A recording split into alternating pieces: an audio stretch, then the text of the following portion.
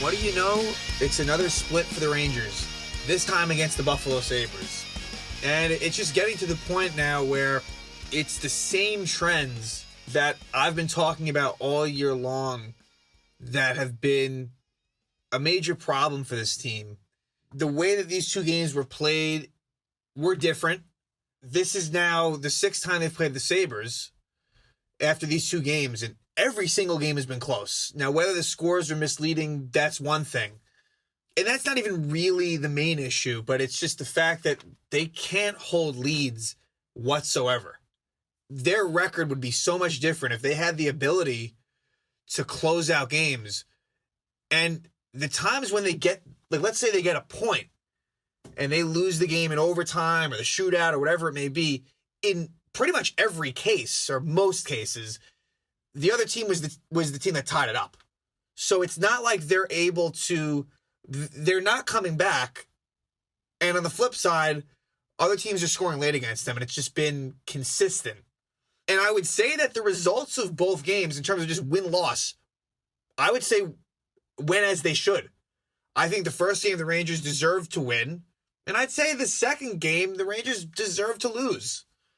So let's talk about these games. So, again, Rangers coming off a split against the Capitals, but more recently they won at the Garden against Washington. And Buffalo, now this is a key point and I guess shouldn't be lost. Buffalo's losing streak ended. They beat the Flyers 6-1 the night before the first Rangers-Sabre game. So the Rangers avoided the potential of being embarrassed, like Philly was, by being the team to lose to Buffalo. That didn't happen because Philly handled that as they continue their mostly poor play. So Shesterkin is in net for both games. I would expect to see Igor in there for most of the games the rest of the season, certainly at least in the near future. So Dustin Tokarski in goal for Buffalo, giving Linus Ullmark a night off after he had just beaten the Flyers the night before, and got off to a bit of a scrambly start as Rasmus Asplund makes it 1-0 for the Sabres. And a goal that was kind of reminiscent to the second goal the Capitals scored. I believe it was Dowd the previous game. So kind of a net mouth scramble, and they score to make it 1-0. And the Rangers game would eventually pick up towards the end of the first. Another bad penalty that comes to mind at the end of that period by Phil DiGiuseppe, who would not play the second game. Vitaly Kravtsov, we'll talk about, makes his NHL debut in the second game, and DiGiuseppe would be the healthy scratch. But the Rangers would get going, and they would tie it up in the second on a goal by Colin Blackwell. Beautiful assist by Artemi Panarin. And Ryan Strome gets the secondary assist. That would continue his point streak and assist streak. I believe it was a 10-game assist streak, which I think it might have tied a Ranger record or it came close to, and the streak would end there. He would not get a point in the second game, but at that point it continued it.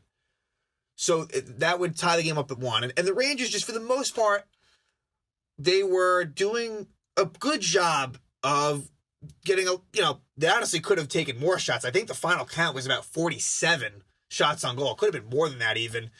And in this game, the power play was a struggle. And I think a talking point is the fact that personnel-wise, that number one power play unit, on paper, it's impressive. And this is a team that has generated a lot of power play opportunities, but they're not converting at a great clip. And it's just not working. And more to the point, that second power play unit is not getting chances when there's good personnel on that second unit. And there honestly can be even better personnel, but I think Quinn, questionable as far as who he has on there for the second one. But we saw in the first Sabre Ranger game, and we've seen it for a lot lately, that first unit's basically getting at least like 80% of the time. And they've had a lot of zone time, but they just don't get great chances for the amount of time that they're in the other team's zone. They're just kind of passing around the perimeter. So, again, that's an issue that I think continues. And I hope that they make some tweaks there. But anyway, the Rangers would score in the third, and it would be Philip Hedl scoring in back-to-back games. He had scored in that game against the Capitals. So he scores in back-to-back games, assists by Gauthier and Lafreniere. And in that game, that line barely played. Like, to concerning levels. I mean, I think Lafreniere, I think Heedle played like about 10 minutes. And Lafreniere might have played around, it was like 8 minutes or so, give or take. And look, he may not belong in the NHL right now. However, you got to play the kid. And he's not even on that second power play unit. Like, that's a way to get someone some confidence. Maybe he doesn't necessarily deserve to be on there. I get that based on his play. But that's the best way to show off skill and to get some easy points, let's just say. And, things can kind of go from there. But, yeah, that was a bit concerning. And it seemed like he was deferring to that Rooney line more than the Heedle line. Which, when you're trying to protect the lead, I can understand that. I mean, at that point, the game was tied. And then Heedle scores. Makes it 2-1. And I felt like the Rangers were playing well. They weren't necessarily sitting back. But again, there's just with this team this year, I can't tell you how many times they're up by a goal and there's just no killer instinct to get that insurance goal, which will lead to the victory. So the Rangers would, again, empty that situation. Sabres pull the goalie. And Chris Kreider has a chance to win it, but he had a defender right in front of him. And I think what he should have done was just kind of taken it behind the net and just killed off time. But he takes a shot at the net. It had no chance going in. It gets blocked. Eventually there's a face-off. And Zibanejad, who did a very good job all night at the dot, loses it clean. And Tage Thompson, from kind of far out, I don't know if Shesterkin saw it, but the Sabres tied up with 3 seconds left. Tied up at 2. So here we go again. Another blown game late. Whether that be being tied late or having a chance to get to overtime and then the other team takes the lead late. That we've seen both of that this year. But the Rangers would find a way to win it in overtime. And Rangers had a lot of possession early in the overtime, then the Sabres did, but with under a minute to go or so, Adam Fox would make a big play. And this would continue Fox's point streak, which would be continued on in the second game as well, to 10. But this would be a 9-game point streak at this point. Fox gets it out to Panarin. It's a 2-on-1. It's back and forth with Zibanejad. And eventually, on the pass from Panarin, Zibanejad buries it, and the Rangers win at 3-2. Now, to that point, the Zibanejad line really was pretty quiet all night, and I felt like that was the case in both Sabre games, where that Kreider, Zibanejad, Buchnevich line didn't do a whole lot. These games was very much, to me, like very Panarin. He was by far the best player on the ice in these 2 games. So the Rangers get the 2 points. It wasn't pretty, but you take it. Moving on to the next game. Kravtsov makes his debut, and he's on a line with Lafreniere and Heedle. And I would say that my expectations were so low in terms of the ice time that they would get that I wasn't too disappointed. They played enough. They definitely played enough. And Gauthier would move to the line with Rooney and Blackwell. So in this game, you have Shesterkin again, and then it's Ullmark in net for the Sabres. So the Rangers would score a power play goal. Bit of a weird, not your prototypical power play goal. Weird play where Panarin kind of gets the puck along the boards and just fires it at an unsuspecting Ullmark and in. And assists to Kreider and Fox. So Fox, he would get another assist later on. I think Fox now might be tied with Hedman for assists. I think it's those two that are up there for points by defenseman. Again, he continues that. You almost take him for granted at this point, but he continues to do what he has to do. So Panarin gets that goal on the power play, makes it 1-0. But before the period was out, Casey Middlestat in a 2-on-1 ties it up at 1. And, from there, the Sabres really, I felt like, had the better of the play for a lot of the night. Whereas in the first game, the Rangers, they were the better team, no doubt. This game, it wasn't as lopsided like that, but I would give the Sabres the edge, I felt at least.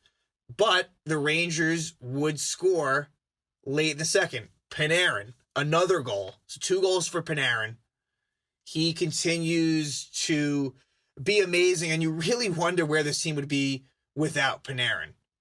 That's why if this team ever made the playoffs, how could he not be in that MVP conversation? What he does for this team is unbelievable. And really, because I've seen over the years a lot of times the Rangers sign someone to a big contract. And look, there are years to go here. This is still early in the contract, but the returns have been great. And to me, it's almost a surprise because, again, we've seen Rick Nash and Marian Gaborik have success at times, but also, through injuries and not coming up in the clutch. It's just Panarin is, and maybe that's not the right comparison, but we're talking about someone who is one of the best forwards in New York Ranger history already.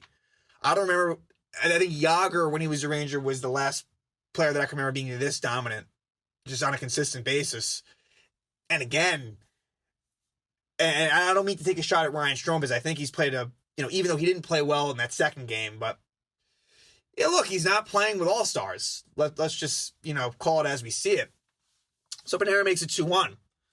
But exactly what you'd expect, you can bet the house that the Sabres were going to tie the game. If the Rangers aren't going to make it 3-1, if they're not going to get that 2-goal lead, I can almost guarantee you that the Sabres are going to tie it up. And they did exactly that with under 4 minutes left, a turnover. Looked like Panarin was in part responsible for that turnover, and Victor Olofsson ties it up at 2. And with Shesterkin, I think he has been one of the best players. I mean, he is one of the reasons why the Rangers even had a chance to win this game. Some could argue that he hasn't come up big in these late game situations. I'm open to that discussion. It's tough. I think with this Olofsson goal, I don't think he saw it. I don't think anyone looks at that goal and says, oh my God, what a horrendous goal. But I could see, someone saying, look, you like to make that save. And that might be fair. But it's also kind of where Henrik Lundqvist in his prime years, that's another one of those things. You get spoiled. I mean, you were dealing with one of the best clutch goaltenders in recent memory. So as good as Shesterkin is, as skilled as he is, you do kind of miss that goalie that you can 100% depend down the stretch. But again, this is not about Shesterkin. This is the team. The Sabres were buzzing, and you just knew it was a matter of time before they tied up, and they did exactly that. Like I said, Olofsson. So, under a minute left in regulation, who almost got his first goal of his career in his first game, Vitaly Kravtsov. A great effort. He lunges for the puck, takes a shot, but unfortunately, Omar dives and makes the save. I mean, that would have been some first goal and would have been a real shot in the arm for this team, but didn't happen. And kind of the law of averages works itself out, and kind of what was deserved. Rangers would not get the win tonight. Eventually, it goes to a shootout, and Panarin, Zibanejad, and Kakko don't score. And honestly, all three of them with not so great attempts. I mean, Panarin is one of the best shootout players of all time, and Mika isn't too far behind him. And you knew once Panarin didn't score, and then Tage Thompson would score for the Sabres, you knew you kind of had some trouble. And then it came down to Kakko, and he didn't even get a shot off. He lost the puck. So, Joe Micheletti is talking about how, the playoffs in regards to, only getting 1 point. That is so not even... I understand, in the uniqueness of this season, there is a lot of out-of-town scoreboard watching because you're only dealing with a few other teams. So it does make it kind of easier to do. But anyone that's watched this team, they're just not there. They're not at that point. And so I don't look at it that way. It's more of just what are you going to do moving forward in the big picture? That's the key here. This is not about playoffs at all. That is not something that's going to happen. And I think no one should have really thought that was going to be a thing really once things began in a not so good way. I think that confirmed it. And look, with this team, I expect they're going to do this a lot. 2 games against the Penguins coming up at home. There's a very good chance they're going to split those games. I have to be honest. And of course, anything is possible, but do I see them winning both? No. Do I see them losing both? No. I think with all these back-to-backs, there's a very good chance that that's just what it's going to be. Inconsistencies continue.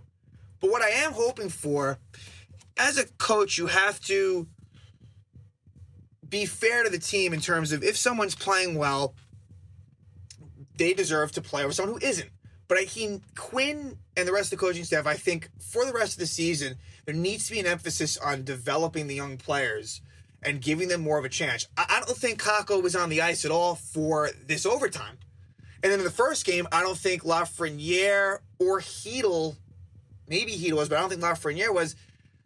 You got to find a way to give these guys more ice time, even if it means losing games. I'm completely fine. If it means that games are being lost, totally fine with that. And another person that comes to mind, Brendan Smith, he's playing with Hayek. And I'm not a huge Libor Hayek fan. He's a third pair guy at this point. I don't expect much from him in the future, especially with a lot of blue liners, in the pipeline. It seems like there's a lot of defensemen that are going to be coming up in the not too distant future. But I think, we don't need to see Brendan Smith even. You don't want it to be all young guys, but it'll be interesting, I guess, to see what happens with the deadline on April 12th. Not too far away. I wouldn't expect them to be too active, but I think the key for the rest of the season is giving the young players a chance. I don't need to see the same 5 players on that number 1 power play. There's no point. So this whole desperate chase for the playoffs, I don't agree with that at all. It's a long shot. It's not going to happen. So it'll be interesting to see what happens here in the last 18 or 19 games left? I've lost track, but we'll see. So again, same old, and the Rangers will take on the Penguins this week before heading to Long Island to take on the Islanders. I'll talk to you soon.